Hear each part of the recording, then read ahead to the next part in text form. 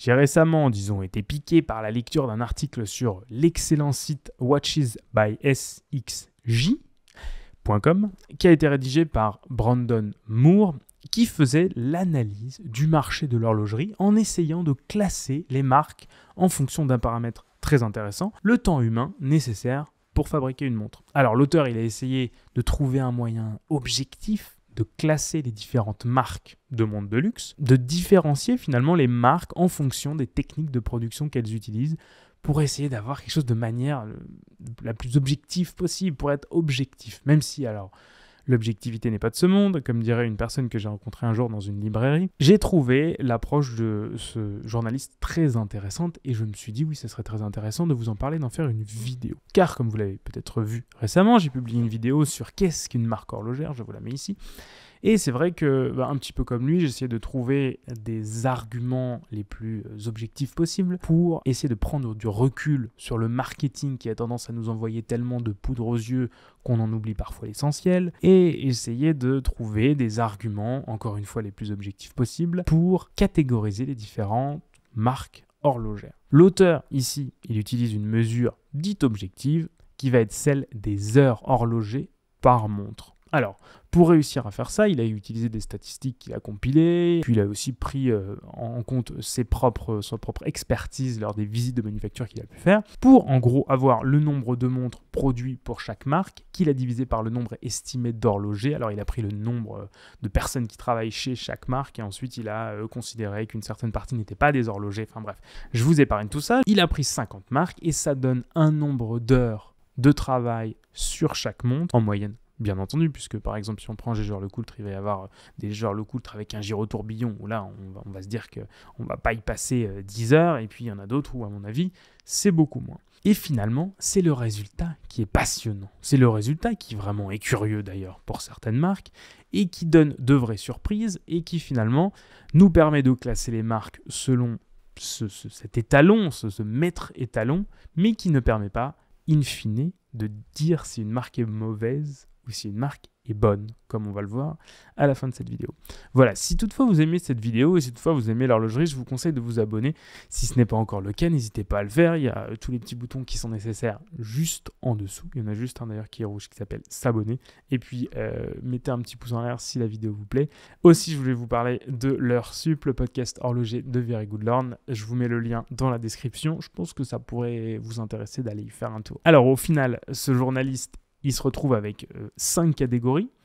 Il a identifié une catégorie de marques de montres qui passent plus de 300 heures et plus sur chaque montre. Il y a les marques qui passent 100 à 300 heures, les marques qui passent entre 39 et 99 heures, celles entre 10 et 29 heures, et celles entre 1 heure par montre et 9 heures par montre. Alors la première catégorie, lui, c'est ce qu'il appelle le sommet, c'est 300 heures et plus par montre, c'est le plus haut niveau de l'horlogerie. C'est des marques qui produisent moins de 5 montres par employé et par an, une moyenne de 834 heures horlogées par montre pour les 15 marques qui sont dans cette catégorie et que je vous mets juste ici. Alors les collectionneurs, eux, vont désigner cette marque par le terme de marque indépendante, même si on peut dire que quand même c'est un terme qui est assez imprécis, parce qu'il y a des marques qui ne sont pas du tout indépendantes dans cette catégorie. Là, c'est une production qui est organisée autour d'un degré vraiment très élevé d'artisanat. Dans ce type de marque, tout est concentré sur la production est très limitée. Et pour vous mettre un petit peu les choses en perspective, parce que pour certains, ça peut sembler peut-être normal, mais pour d'autres pas. Et tant qu'on n'a pas la perspective, on ne peut pas s'en rendre compte. Mais là, les 15 marques qui sont représentées ici fabriquent moins de 500 montres par an, tout ensemble. Alors qu'en revanche, juste pour vous donner un petit ordre d'idée, Rolex fabrique plus de 2000 montres par jour. Donc, voilà, ça vous donne un petit peu un ordre d'idée de où on se place dans la hiérarchie. Donc dans cette catégorie, les montres sont parfois appelées faites à la main, mais bon, c'est un terme un petit peu trompeur parce que bon, à quelques exceptions près, on a des montres qui commencent leur vie forcément sur des ordinateurs, sur des logiciels, sur des machines modernes, et on a par contre, dans ce type de marque, de très jolies finitions, on va avoir des anglages, on va avoir forcément des guillochages, voilà, tout ce qui peut être une finition à la main, et c'est ce qui fait vraiment la différence entre cette première catégorie et les autres. Je vous mets d'ailleurs dans la description la liste des meilleures marques de montres que j'ai compilées et surtout, dedans, il y a une partie horloger indépendant. La deuxième partie, ce qu'il a appelé les artisans industriels. Alors ici, on va passer entre 100 et 300 heures et 299 heures par montre. On retrouve ici A. Lange & Söhne, Montblanc pour la partie Minerva Villeret, Péjourne, De Béthune, Urwerk, Laurent Ferrier. Voilà, c'est des marques qui fabriquent en moyenne entre 6 à 20 montres par employé et par an. Dans cette catégorie, c'est Lange & Söhne qui est la plus artisanale avec une capacité pouvant atteindre respectivement entre 212 et 264 heures horlogées par montre, ce qui est quand même relativement énorme et c'est ce qui peut quand même expliquer un prix souvent élevé des montres qu'on trouve chez Lange & Söhne. Alors pour Montblanc, ça va peut-être un peu vous surprendre parce que de voir Montblanc ici dans cette catégorie, parce que Montblanc c'est pas trop considéré comme une marque de très haute horlogerie. Mais en fait, ils ont une collection qui est plus artisanale, la collection qui est appelée Minerva Villeret. Ça ne correspond pas du tout à la collection principale que vous allez pouvoir retrouver dans les boutiques d'aéroport. Dans la troisième catégorie, Brandon Moore qualifie cette catégorie de haute horlogerie industrielle. Alors ici, une marque va investir entre 30 à 99 heures horlogées par montre. Moi, c'est la catégorie que je trouve la plus intéressante parce que c'est celle où on va avoir la fameuse Sainte Trinité Patek, Audemars, Vacheron, donc Patek Philippe, Audemars Piguet et Vacheron Constantin. C'est des marques, elles vont vraiment maîtriser l'art de produire des montres bien finies, des montres qu'on va vraiment considérer comme étant des montres de haute horlogerie, mais à grande échelle. Une plus faible échelle que les marques qu'on va voir dans cette fameuse dernière catégorie qui est là, pour le coup, c'est de la production industrielle. Mais c'est quand même une très grande échelle parce que pour la plupart du temps, c'est des marques qui vont produire plusieurs milliers de montres par an. Donc bien sûr, ça implique l'utilisation de machines pour la plupart. Mais la finition quand même est faite à la main avec, par contre, Brandon Moore le dit dans son article, des finitions qui sont concentrées sur des zones clés qui sont susceptibles d'avoir le plus grand impact visuel. Et c'est tout. Et c'est là que je trouve son analyse intéressante puisque c'est des marques qui, à coup de marketing, devront avoir de cesse de dire que ce sont des marques artisanales, horlogères, que chaque montre est unique, etc. Alors qu'à titre d'exemple, Patek Philippe emploie 1600 personnes et produit environ 68 000 montres par an. Donc ça fait un maximum de 38,6 heures horlogées par montre. Bon, si on extrapole, on peut dire que ça peut même monter jusqu'à 50 heures si on dit qu'il passe moins de temps sur certaines et plus de temps sur d'autres. Mais ça reste inférieur à la plupart de ses concurrents. Donc on parle quand même d'une marque, Patek Philippe, qui est considérée comme une marque vraiment la plus artisanale possible. Et finalement, on se rend compte que l'artisanat n'est pas au cœur de la marque. Par exemple, Audemars Piguet, qui produit actuellement environ 48 000 montres par an, avec environ 2000 employés. Là, on parle plutôt de 73 heures horlogées par montre. Dans les deux cas, on va quasiment du simple au double, alors que les prix ne vont pas du simple au double. On a un cas particulier dans cette catégorie qui est Richard Mille.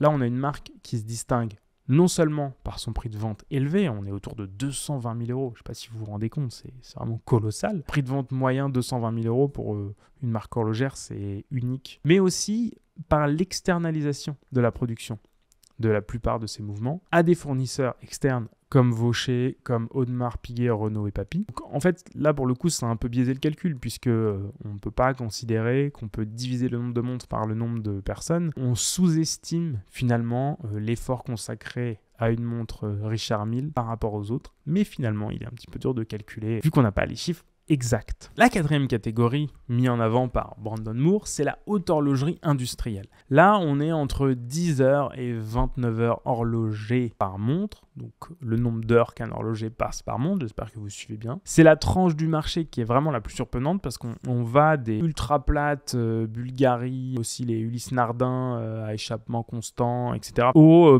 plus simple Bauhaus de Nomos. Et c'est 200 000 montres, ils considèrent que c'est 200 000 montres ce segment. Alors on pouvait s'attendre à voir Jaeger-LeCoultre dans la tranche 30 à 99, mais bon, Jaeger-LeCoultre c'est quand même 95 000 montres par an, donc ça donne un maximum de 20 heures horlogées par montre. On sait que chez Jaeger-LeCoultre, ils sont capables à la fois de produire des choses extrêmement complexes, où là je pense qu'ils ont un nombre d'heures passées sur chaque montre qui est vraiment colossal, et puis des choses beaucoup plus simples, où la reverso toute simple, à mon avis, il n'y a pas énormément de passage manuel sur ce type de montre. Alors la grande surprise de Brandon Moore, ça a été Zenith, puisqu'en fait il a calculé un maximum de 29 heures horlogées par montre, alors que bon, Zenith a tendance d'être mis en phase de Rolex ou IWC en termes de prix, mais en fait il a considéré que là que les données qui indiquent en fait 6 fois plus d'heures de travail nécessaires à la production de chaque montre par rapport aux concurrents, et bien en fait ça montre que Zenith,